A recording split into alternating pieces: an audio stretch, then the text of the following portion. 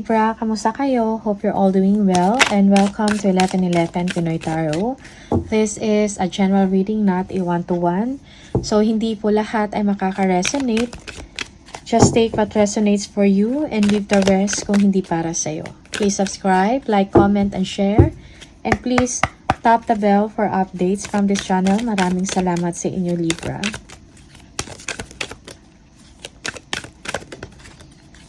Tingnan natin kung ano mga paparating na energies and messages for you for the month of November 2024. Okay.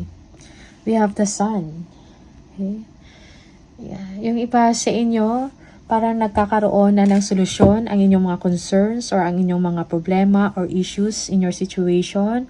Sa career man to, okay? For some of you, makikilala ka, okay, sa inyong ginagawa because of your good work, because of your performance, no? Siguro meron kang matatanggap na award or reward or incentive, something like that, no? May babalik mo ang iyong confidence sa sarili, yung vitality. For some of you, you will have good health, no, in the month of November, okay? Yeah. There will be happiness, a well-deserved happiness, no? And joy para sa inyo. Merong blissfulness, kumbaga. Okay? Yung parang feeling mo,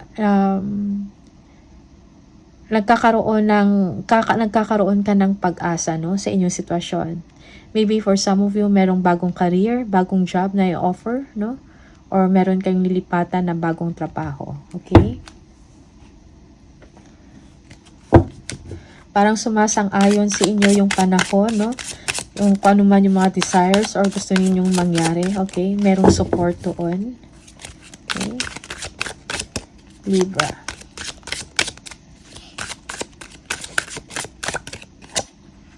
Okay.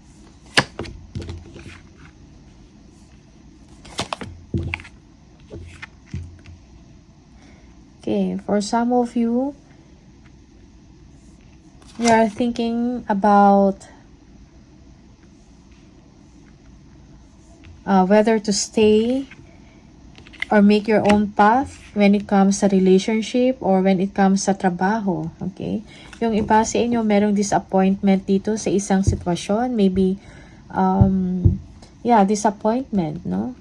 Or parang bumabalik pa din sa inyo kung meron kayong mga past experiences na hindi maganda, no? Parang you need to heal. Kailangan mo makaget over, no? Kung ano man yung hindi magandang nangyari sa inyo, maybe this is separation, okay? Merong disappointment or rejection, something like that. Okay, you need to forgive. You need to heal, kumbaga. Take time to heal. Okay? Tingnan natin. The Hierophant. Page of Cups. Two of Swords. Libra, Three of Swords. Okay. So, parang merong ending, no, na nangyari in your situation. A certain phase in your life na nag-end, no? Maybe this is a relationship or a company, no? Maybe you will be resigning or dahil may bagong opportunity na para sa inyo, okay? Or you will be quitting a job, something like that. Okay? Kasi merong accomplishment, merong bago, merong ending and new beginning para sa inyo. Okay? For some of you, this is, so bagong direksyon to sa buhay mo. Okay? A new career, a new job, a new location, kumbaga. Parang, nagkaroon kayo ng wake-up call na parang merong kailangan pagbabago na mangyari sa buhay ninyo. Okay? Na dapat merong progress, no? Yeah. You will be accomplishing something here with pride for some of you. Okay? Meron also travel, no? Internationally man to or local, but international, something like that. Yeah, after some time of assessing, evaluating, kung anong nangyayari sa inyo, kung assessing your development sa inyong career, sa trabaho, or in your life, no? In general. Okay? So, you will be merong growth na mangyayari sa inyo. Merong expansion, kumbaga. Okay? Yeah, death. Again, there is an ending. Merong pagbabago, a major change, no? In your life. It's like you will be ending a difficult situation, no? Kung ano man tong mga naranasan nyo na hindi maganda, okay? Merong pagbabago doon, merong kaliwanagan, merong fresh start para sa inyo, a new direction. So, you will be leaving behind, no, yung mga situation or mga bagay na hindi na para sa inyo, okay, na hindi na makakatulong sa inyo, okay? Okay. Tingnan natin the Hierophant. Okay. Yeah, for some of you, you are obsessing over career advancement, no, or an opportunity. For some of you, when it comes to commitment, merong question doon, no? Siguro, it's time for you to review kung ano yung mga restrictions, ano yung mga problema sa isang sitwasyon or sa isang company. Okay? Yeah. Follow mo kung ano yung desire mo, okay? You are focusing on your development, on your success. Maybe there is someone here, maybe a boss, a leader, or may magandang posisyon, no? Na parang toxic sa inyong sitwasyon, no? Sa trabaho, okay? Yeah. Also, you need to balance your emotions, no? Your emotion and logical consideration here. Most especially if you are making a decision, okay? You need to make a wise decision here, no? If this is a business also, okay? Yeah, you are overthinking about an opportunity here, okay? You feel, parang feeling mo na trap ka, okay? You are bound to a certain to a certain situation na toxic, no? Para sa inyo, okay? Yeah.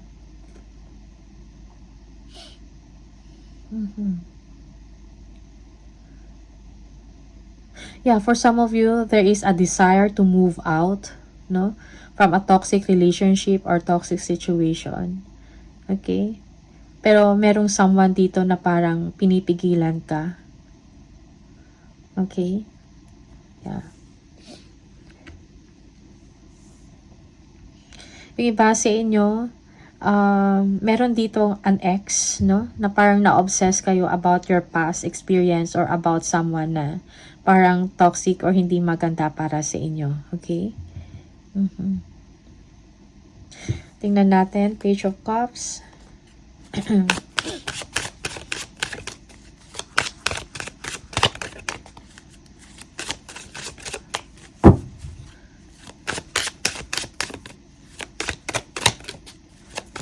Siguro kailangan mo ng someone, no, na makapagbigay sa inyo ng magandang advice or wisdom.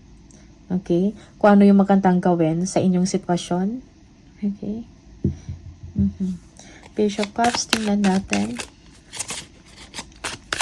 Libra.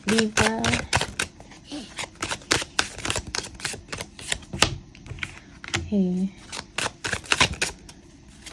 Focus, no? Focus ka sa inyong trabaho, no?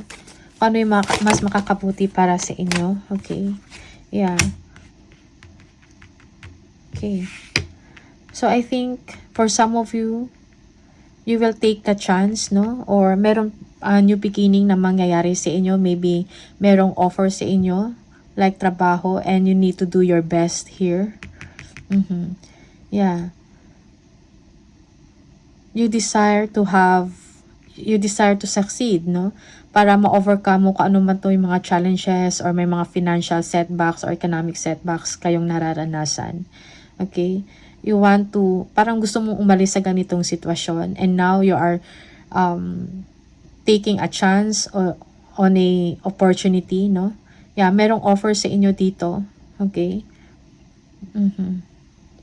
Bagong simula ito para sa inyo.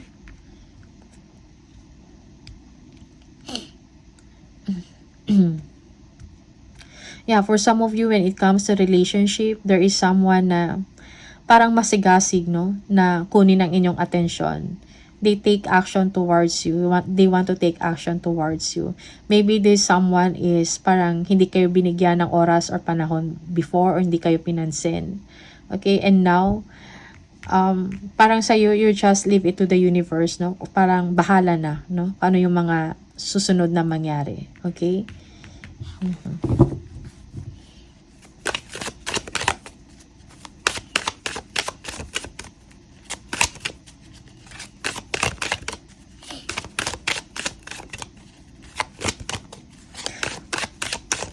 Tingnan natin, the Queen of Swords.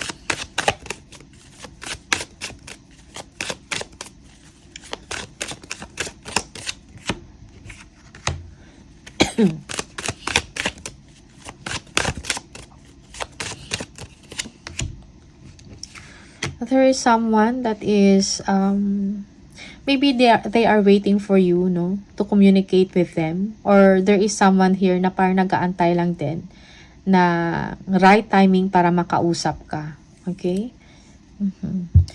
Maybe for some of you, they still like you, or meron pa rin silang they feel something for you, no? Parang hindi ka nila ma-ignore ng basta-basta, or parang hindi ka nila makakalimutan. Okay? They want to communicate it. They want to communicate to you.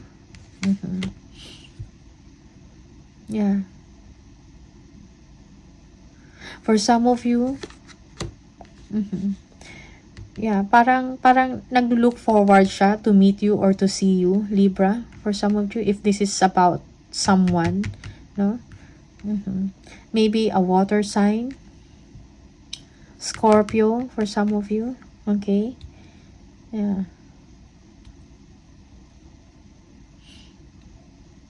Siguro nag-aantay lang din sila ng chance or ng opportunity to talk to you. Okay? But for now, parang nagde-daydream or naisip nila kayo, or this is you. Sometimes reverse yung role. Okay? Just take what resonates for you. Okay?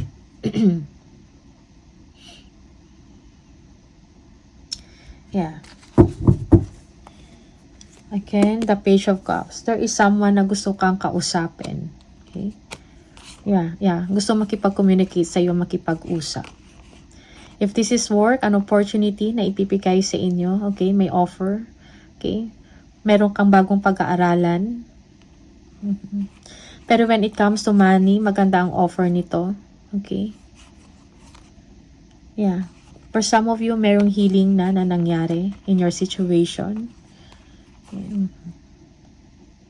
May new direction, new chapter for you. Okay, Libra?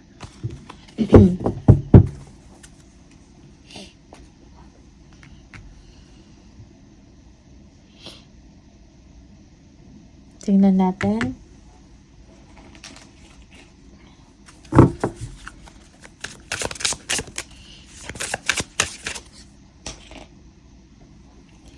The Sun.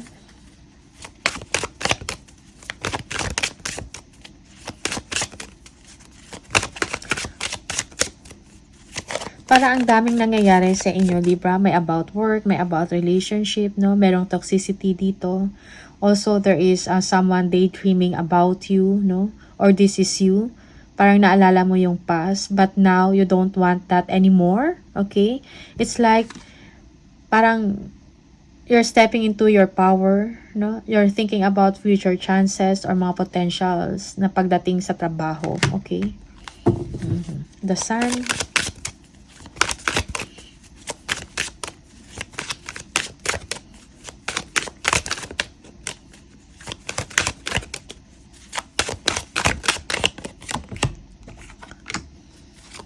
Okay.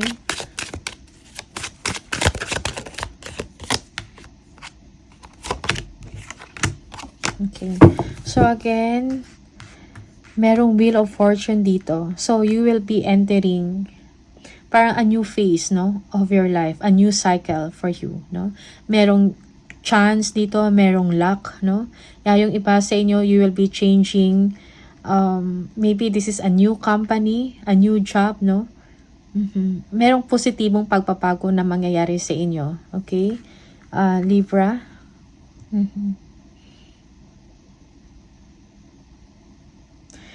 Yeah. Okay, so meron kayong kinakailangan pagdesisyonan, may kailangan kayong harapin, no, na sitwasyon.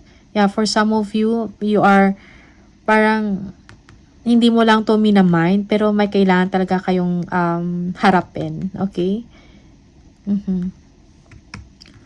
So do not prolong the situation, no? Decide kung may kailangan kang pagdesisyonan, kung mayroon kayong mga choices na gagawin, speak it up. Okay, yeah. So, you are moving towards a positive situation. Merong enlightenment dito. Kung meron mga commitment issues and all that, okay, magkakaroon nito ng kaliwanagan, no, or enlightenment. Okay.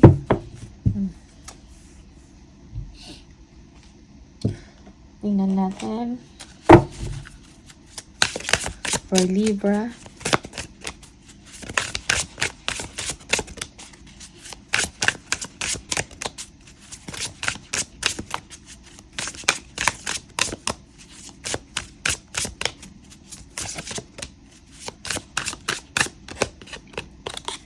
Moving up, career is on the rise, new offers and opportunities, salary increase. So, meron talagang changes, no? Positive change, a new career, no? New direction for you, no? Magbibigay ito sa inyo ng salary increase, no? Magandang compensation, maganda yung benefits, something like that. Okay. Merong star power, become an influence of the company and earn fame. Popularity, step into the spotlight, okay? Because of your creativity, high performance, no, you will be recognized, no? Yung galing ninyo will be recognized, okay? You will be popular for some of you, okay? Yeah, merong upgrade, no, sa trabaho and sa money status, no, financial status mo. Okay? Merong security, financial security. One more for Libra.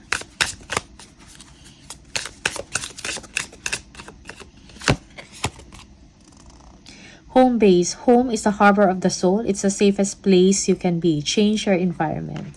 Yeah, for some of you, transfer is needed, no? Change of home, or kung meron kayong bagong opportunity na trabaho, no? Maybe this is home base, no? Home base na work. Yeah. Okay. Tingnan natin. Libra. Oops. Pregnancy. The birth of a child brings great blessings to you and the world. Okay. For some of you, yeah. Parang magkakaroon ng parang new life to, new direction. Maybe for some of you, from singlehood, no, magiging, yung iba sa inyo magiging parent na, okay? Or you will be married, no? Kung before, parang you're not yet sure about a commitment, about a relationship, about marriage, but now, nag-iba na ang inyong pananaw, okay? Yeah. So, yung iba sa inyo, you will be expecting, no? Or you are pregnant, okay? Or you will be pregnant. Merong autumn. In the fall season, everything comes together and you reap wonderful harvest of abundance, no? So, autumn season. Okay, fall seasons, no? Merong abundance and prosperity na paparating sa inyo. Okay? Yeah. Baka ito din yung araw na manganganak ka na. Okay? Yun din yung season na yun. Okay, one more. Walk away. Leave the unhealthy situation and enjoy the new doors that open as a result. Okay? So, walk away from a toxic situation, a toxic relationship. Okay? So that new doors will open for you. New opportunities. Okay?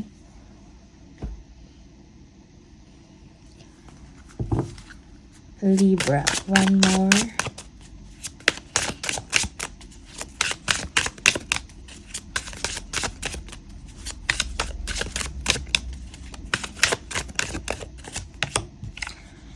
If you are noticing changes within yourself, it is because you are leaving the old version of yourself behind.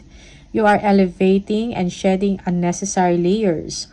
Old cycles are ending and new beginnings are on the horizon. You deserve this new chapter, okay? So you will be entering a new chapter of your life, no? You will be entering expansion and growth. Merong new direction dito, okay? Yeah, merong accomplishment and you will be proud of yourself, okay? So Libra, these are the messages for you. Maraming salamat, all the best, and see you on the next video. Bye!